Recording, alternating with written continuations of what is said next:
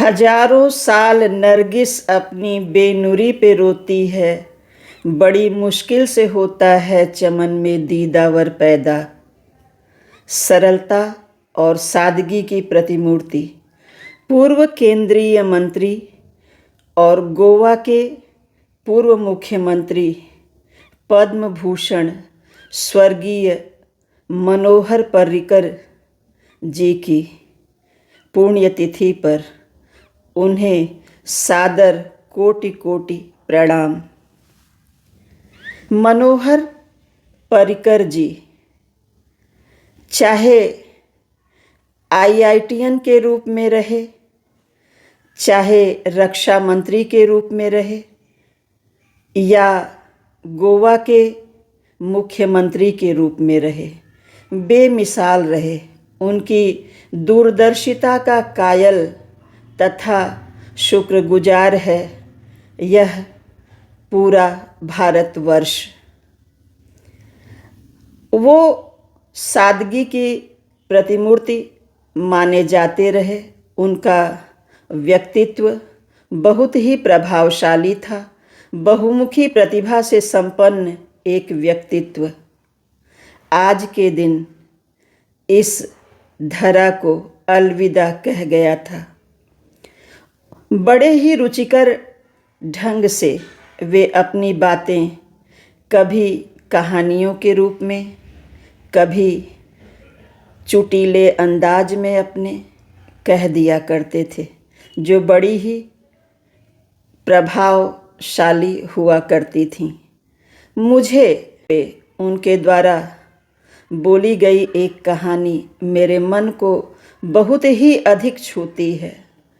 मनोमस्तिष्क उद्वेलित होता है उनकी इस कथा से, जो 11 सितंबर 2016 बड़ोदरा में फेडरेशन ऑफ गुजरात इंडस्ट्रीज़ आयोजित एक कार्यक्रम में भारत के तत्कालीन रक्षा मंत्री मनोहर पर्रिकर जी ने सुनाया था।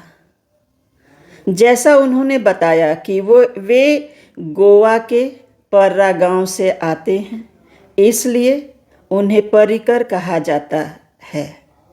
और अपने बचपन को याद करते हुए वे कहते हैं कि जब हम लोग छोटे थे तो फसल के अंत में मई महीने में किसान हमारे गांव में एक प्रतियोगिता आयोजित किया करते थे तरबूज खाने की, जिसमें किसान बहुत बड़े बड़े अच्छे मीठे तरबूज बच्चों को दिया करते थे। और इस प्रतियोगिता में बड़ा तरबूज ही खाना होता था और बच्चों को स्वादिष्ट तरबूज खाने को मिलते थे। और कहा यह जाता था, निर्देश उन्हें कि वे एक कटोरी में उसके बीजों को इकट्ठा करेंगे, न ही उस बीज को काटेंगे और दांतों से और न ही नष्ट करेंगे, बीज इकट्ठा करेंगे। और इस तरह से बच्चे बहुत प्रसन्न हुआ करते थे।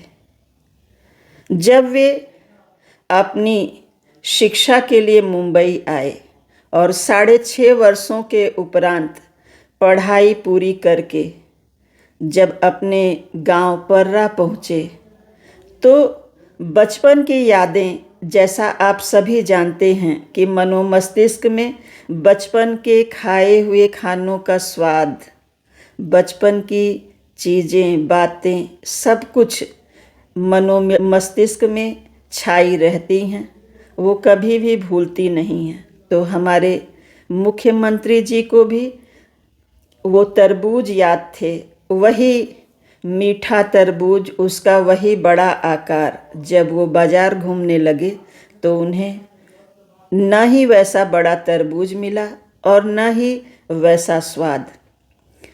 तो जो किसान इस प्रतियोगिता की मेज़बानी किया करता था वो उससे मिलने के लिए गए, लेकिन वहाँ पर इस प्रतियोगिता की बागडोर तथा ये कामकाज उनके बड़े बेटे ने संभाल रखा था और उन्होंने ये ध्यान दिया और पाया, जैसा आप सभी जानते हैं कि वे बड़े ही दूरदर्शी थे,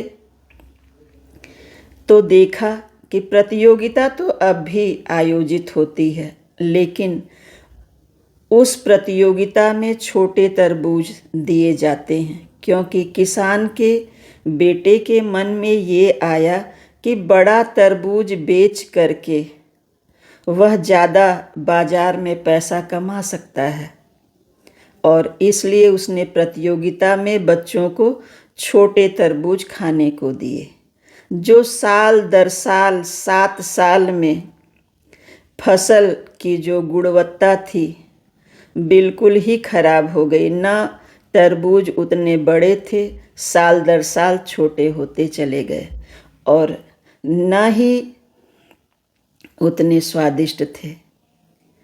तो हमारे स्वर्गीय मुख्यमंत्री जी ने बताया कि ठीक इसी प्रकार से हमें अपनी आज की पीढ़ी के बारे में बहुत ही सचेत रहने की ज़रूरत है। आज जब समझ में आता है इस कहानी से, तो वह किसान बड़े तरबूजों को बच्चों को खाने के लिए दे रहा था। एक तरह से बच्चों को पुरस्कार के रूप में स्वादिष्ट बड़े बड़े तरबूज खाने को मिल रहे थे।